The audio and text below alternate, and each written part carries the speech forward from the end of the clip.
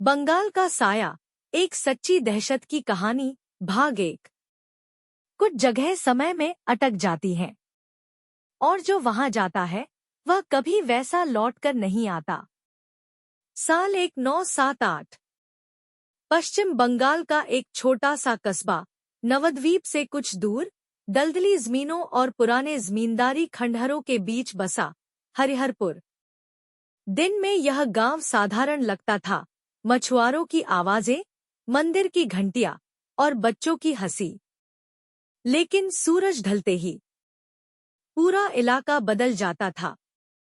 गांव वाले शाम के बाद एक दिशा में देखना भी पसंद नहीं करते थे। पुरानी मुखर्जी हवेली। लोग कहते थे, वहां रात नहीं होती, वहां कुछ जागता है। हवेली का इतिहास। मुखर्जी हवेली कभी बंगाल के सबसे अमीर जमींदारों में से एक की थी। रुद्रनारायण मुखर्जी कहते हैं वह तांत्रिक विद्या में लिप्त था। धन और शक्ति के लिए उसने कई गुप्त अनुष्ठान किए। गांव के बुजुर्ग बताते थे, एक रात हवेली से चीखें आईं और फिर अचानक सब शांत। सुबह जब लोग पहुंचे, पूरा परिवार मृत पड़ा था। चेहरों पर ऐसा डर। अनिकेत का आगमन। कोलकाता से आया एक युवा पत्रकार, अनिकेत सेन, अलौकिक घटनाओं पर लेख लिखता था। जब उसने हवेली की कहानी सुनी, उसकी जिज्ञासा जाग उठी। भूत प्रेत नहीं होते, उसने हंसकर कहा।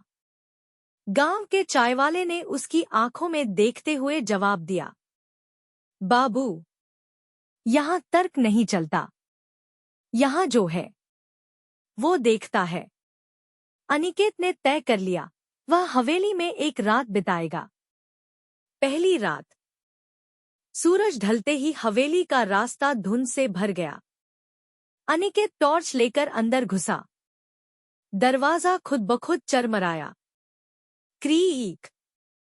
अंदर सड़ांध की गंध, दीवारों पर उखड़ा हुआ रंग और काले निशान। उसने कैमरा सेट किया। रिकॉर्डिंग शुरू। उसने बुदबुदाया। रात के लगभग 11 बजे। उसे लगा जैसे ऊपर कोई चल रहा है। धीरे, घसीटते कदम। ठक ठक ठक। अनिकेत ने सोचा, जानवर होगा, लेकिन आवाज इंसानी थी। वह सीढ़ियां चढ़ा। ऊपर पहुंचते ही आवाज बंद। सन्नाटा। फिर उसके कान के पास फुसफुसाहट। तुम क्यों आए हो? उसका दिल रुकने को हुआ। वह पलटा। कोई नहीं। लेकिन हवा बर्फ जैसी ठंडी हो गई। तांत्रिक कक्ष। ऊपरी कमरे में उसे एक गोल निशान मिला। फर्श पर वही तांत्रिक चक्र, अभी भी मौजूद, जैसे किसी ने उसे छुआ भी न हो। अचानक उसकी टॉर्च बुझ गई। अंधेरा।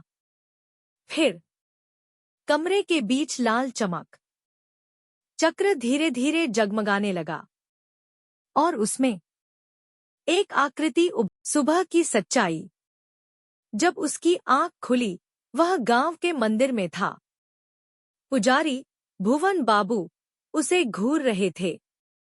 तुमने उसे जगा दिया, उन्होंने धीमे कहा। अनिकेत कांप गया। वो क्या था? भुवन बाबू बोले, रुद्रनारायण ने एक आत्मा को बांधा था। उसे शक्ति चाहिए थी, लेकिन अनुष्ठान अधूरा रह गया। आत्मा फंस गई और भूखी है। भूखी किसके लिए? पुजारी की आंखें ठंडी हो गईं। जीवित आत्माओं के लिए। गायब लोग। गांव वालों ने बताया, हर कुछ साल में कोई गायब हो जाता है। आखिरी बार 1971 में एक चरवाहा लड़का हवेली के पास गया था। उसके बाद कभी नहीं मिला। अनिकेत ने अपनी रिकॉर्डिंग देखी। सब सामान्य था, लेकिन आखिरी फ्रेम में उसके पीछे एक चेहरा दिख रहा था, बिना आंखों के, मुस्कुराता हुआ। दूसरी रात, चेतावनी। अनिकेत होटल लौटा, लेकिन रात को उसे नींद नहीं आई। खिड़की के बाहर किसी के खड़े होने का एहसास। धीरे धीरे उसने पर्दा हटाया। वहीं हवेली की वही आकृति, तीसरी मंजिल की खिड़की में खड़ी, जबकि होटल हवेली से कई किलोमीटर दूर था।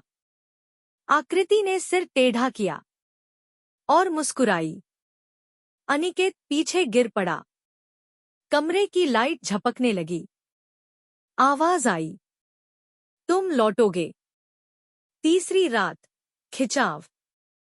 अगले दिन उसने गांव छोड़ने का फैसला किया, लेकिन बस स्टैंड पर पहुंचते ही उसे चक्कर आया।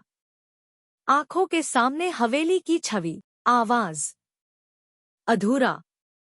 उसके कदम खुद ब खुद मुड़े और वह फिर हवेली के सामने खड़ा था।